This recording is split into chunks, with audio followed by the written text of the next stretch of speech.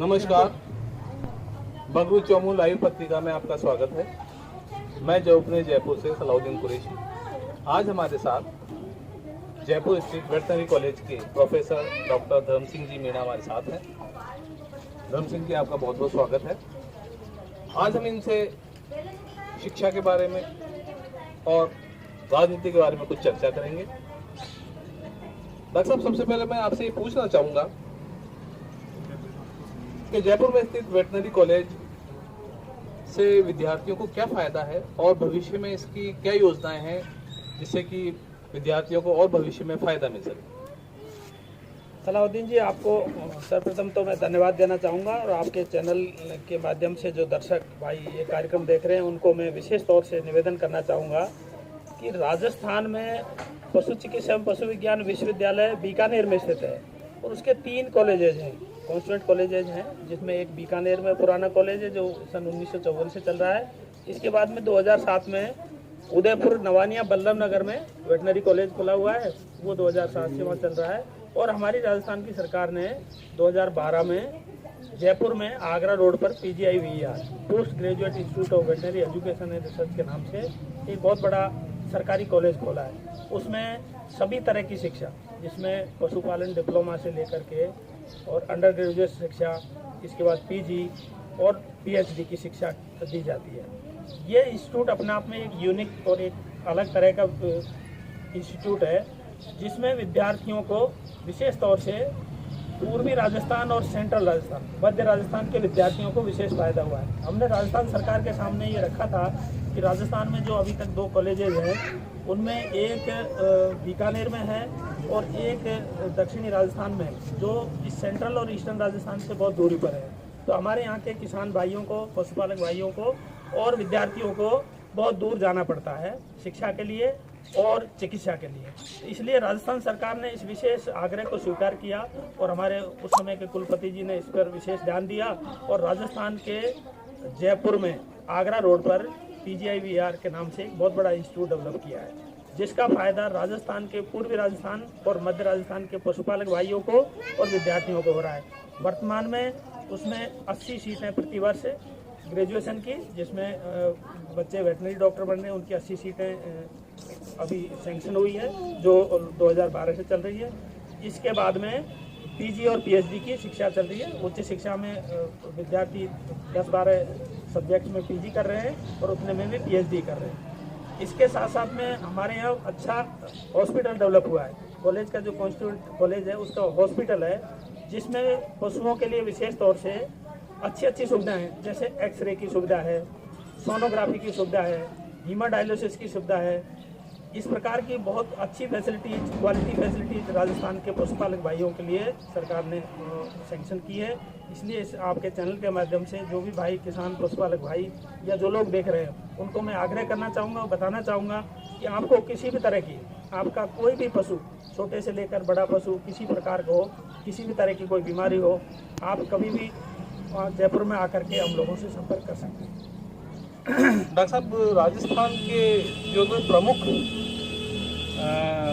कह सकते हैं हम कृषि और पशुपालन पे आधारित हैं, जैसे किसान भाई, कृषि के लिए तो यहाँ 5 यूनिवर्सिटीज हैं, लेकिन पशुपालन के लिए एकमात्र यूनिवर्सिटीज हैं। तो किस तरह से सुविधाएं और सरकार को क्या जुटानी चाहिए और भविष्य विद्यार्थियों का वेटनरी में और क्या स्कोप है, उसके बारे में डॉक्टर साहब कुछ बताइए। राजस्थान में जो पशु चिकित्सा एवं पशु विज्ञान विश्वविद्यालय है उसका ज्यूरिडिक्शन पूरा राजस्थान है। ये राजस्थान की एकमात्र यूनिवर्सिटी मुझे लगता है जिसका कार्य क्षेत्र पूरा राजस्थान है। इस सबको हमने ध्यान में रखते हुए राजस्थान सरकार से विशेष आग्रह किया था कि हमारा राजस्थान के 33 जो जिले हैं उसमें प्रत्येक जिले में कोई न कोई संस्थान हो जिसके माध्यम से पशुपालक और किसान भाइयों को फायदा हो। और राजस्थान सरकार ने हमारी इस मांग को मानते हुए, इसमें सहमति जताते हुए और VUTRC के नाम से veterinary university training and research centre, जिस प्रकार से एग्रीकल्चर में कृषि विज्ञान केंद्र होते हैं उसी प्रकार से वेटनरी यूनिवर्सिटी में VUTRC खोलने के हमें सैंक्शन मिली और वो भी फेज्ड मैनर में। सरकार ने कहा कि आप हर साल 5 VUTRC खोलें। अब तक हमने लगभग 15 VUTRC खोल दिए हैं और वो बड़ी अच्छी तरह से काम कर रहे हैं। वहाँ की लोकल समस्याओं का समाधान वहीं के लोकल वैज्ञानिक, मान लो तो उसको कैसे उसका ट्रीटमेंट क्या किया जाए, या वहाँ से कोई सैंपल इकट्ठे करने हैं तो उसका डायग्नोसिस प्रॉपर वहीं हो।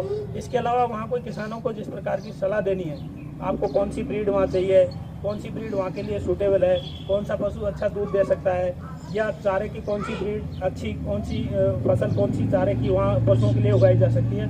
इस प्रकार से हमने जो VUTRCs खोले हैं वो ट्रेनिंग का काम भी कर रहे हैं, और जो टेक्नोलॉजी विश्वविद्यालय डेवलप कर रहा है उसको किसान और पशुपालन भाइयों तक पहुँचा रहे हैं। इसी के साथ साथ हमने हमारे जो विश्वविद्यालय है उसमें 7 इंडिजिनस जो देसी गोवंश है उसके फार्म भी हमने खोल रखे हैं। पूरा राजस्थान कवर किया हुआ है, जिसमें देशी राठी है, थारपारकर है, कांकरेज है, ये बड़े गाय के हैं, और मुर्रा भैंस पे काम किया जा रहा है। इसी के साथ साथ बकरी के हमने 2 बड़े फार्म खोल रखे हैं। भेड़ पे भी हमारा काम चल रहा है। तो हमने पूरे पशुपालन को, पशुओं को, सभी ब्रीड को कवर किया हुआ है। इसी के साथ साथ पूरे राजस्थान को बड़ी अच्छी तरह से संतुलित प्रकार से कवर किया हुआ है। हम पूरे राजस्थान के कोई भी जिला ऐसा नहीं है जिसमें किसी न किसी तरह से हमारी प्रेजेंसी नहीं हो। या तो सरकारी संस्थान के माध्यम से कोई प्रेजेंसी है, नहीं तो हमारे प्राइवेट एफिलेटेड इंस्टीट्यूट है, जिनमें 2 तो वेटनरी कॉलेजेज हैं। इसके अलावा कुछ LSA वाले जो कॉलेज हैं डिप्लोमा के, वो लगभग राजस्थान के सभी जिलों में हैं, और वो लगभग 50 और 60 के बीच में जिनकी संख्या है। तो राजस्थान का कोई भी जिला ऐसा नहीं है जिसमें पशु चिकित्सा और पशु विज्ञान विश्वविद्यालय की कोई प्रेजेंसी नहीं हो।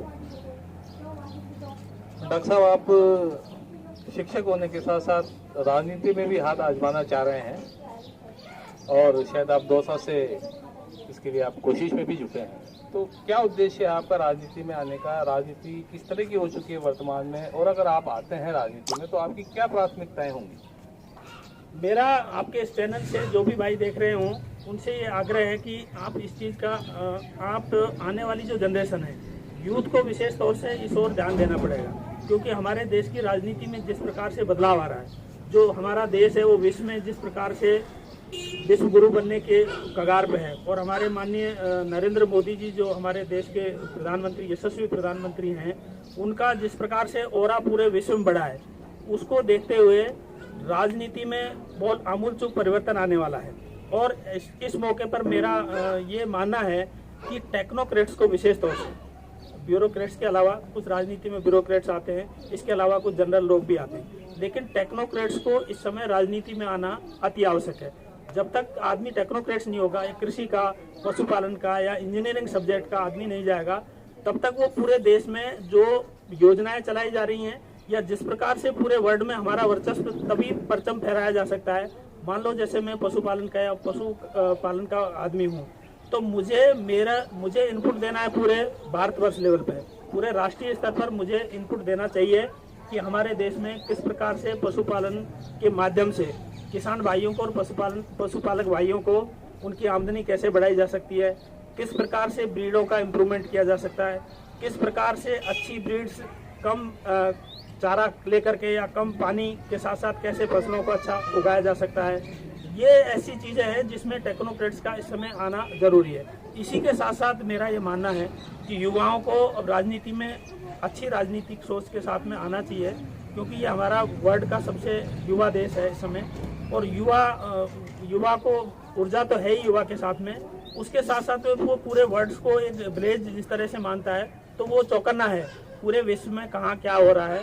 तो मेरा यह मानना है कि यूथ को राजनीति में आना चाहिए, और मेरा जो विशेष राजनीति में आने का उद्देश्य है वो ये है कि मैं जिस क्षेत्र से बिलोंग करता हूँ या जहाँ से मैं टिकट मांग रहा हूँ, वो जयपुर के बिल्कुल पास में दौसा लोकसभा क्षेत्र है, जो 8 विधानसभा क्षेत्रों से मिलकर बना है, जिसमें जयपुर की 2 विधानसभाएं हैं, बस्सी और चाकसू, एक अलवर जिले की विधानसभा है थानागाजी, और 5 दौसा जिले की विधानसभाएं हैं। ये जयपुर के इतने पास होते हुए भी इस क्षेत्र का मुझे बार बार, क्योंकि मैं वहीं का रहने वाला हूँ, मेरा गांव जो है वो गुड़ाचंद्र जी के पास है, मोहनपुरा है, जो दौसा और करौली जिले के बिल्कुल बॉर्डर पर पड़ता है। मैं बहुत लंबे समय से देख रहा हूँ, मेरी स्कूली शिक्षा भी वहाँ हुई है। दौसा में जिस प्रकार का विकास होना चाहिए उस प्रकार के विकास की आवश्यकता है, क्योंकि वहाँ परमानेंट स्थायी नेतृत्व की कमी है काफ़ी लंबे समय से। बहुत पहले राजेश पायलट जी वहाँ से MP हुआ करते थे, उनका लोग कहते हैं कि उन्होंने अच्छा काम किया था। पंडित नवल किशोर शर्मा जी वहाँ लंबे समय रहे। उसके बाद से स्थायी नेतृत्व की वहाँ विशेष कमी है, और जिस समय वो नेता थे तब भारत देश की स्थिति फाइनेंशियली कोई ज़्यादा अच्छी नहीं थी, लेकिन अब तो इंडिया, हमारा भारतवर्ष है, वो इकोनॉमी है। इस समय अगर आपका मेंबर ऑफ पार्लियामेंट एक्टिव होगा, पढ़ा लिखा होगा, टेक्नोक्रेट्स होगा, तो आपके जिले को या आपके लोकसभा क्षेत्र को बहुत अच्छी जगह दिलवा सकता है, फाइनेंशियली बहुत सारी योजनाएं ला सकता है। और इस जिले में विशेष तौर से पीने के पानी के साथ साथ फसल के लिए पानी की बहुत अति आवश्यकता है। जब तक पानी नहीं होगा, उसके अलावा लोगों के पास रोजगार के कोई साधन नहीं है, किसान खेती विहीन होते जा रहे हैं क्योंकि पानी नहीं है। तो ये सारी समस्याओं को देख करके, और मुझे लगता है कि जयपुर के पास में इतना नज़दीक होते हुए भी दौसा जिला है, उसको उतना प्रॉपर स्थान नहीं मिल पाया है। जैसे वहाँ की ट्रांसपोर्टेशन की व्यवस्था है, रोजगार के साधन है, जागसू हुआ, बस्सी हुआ, थानागाजी हुआ, बांदीकुई हुआ, ये ऐसे क्षेत्र हैं जहाँ बहुत अच्छी चीज़ें डेवलप की जा सकती हैं। वहाँ के युवाओं के लिए बहुत सारे स्कोप पैदा किए जा सकते हैं, लेकिन वहाँ कभी किसी ने विशेष ध्यान नहीं दिया। वहाँ के जो नेता हैं वो आपसी लड़ाई झगड़े में, या तो आपसी लड़ाई झगड़े में जूझते रहे, या छोटे मोटे ट्रांसफर लेवल की चीज़ों पे। बड़े नेता भी मुझे लगता है उन्हीं छोटी चीज़ों में फंसे रहे। मुझे अगर मौका मिलता है तो मैं आपके चैनल के माध्यम से, जो लोग मुझे सुन रहे हैं, मेरे सामान्य साथी सुन रहे हैं, उनको मैं आश्वस्त करना चाहूँगा कि मैं इस क्षेत्र को बुलंदियों पर ले जा सकता हूँ। मुझे मौका है, धन्यवाद। अभी आपने देखा कि आपके सामने प्रोफेसर धर्म सिंह जी मीणा ने अपने पशुपालन पर तो विचार प्रकट किए, साथ ही राजनीति के बारे में बताया कि किस तरह के व्यक्तियों की आज आवश्यकता है। इसी के साथ जो अपने जयपुर से मैं सलाउद्दीन कुरैशी।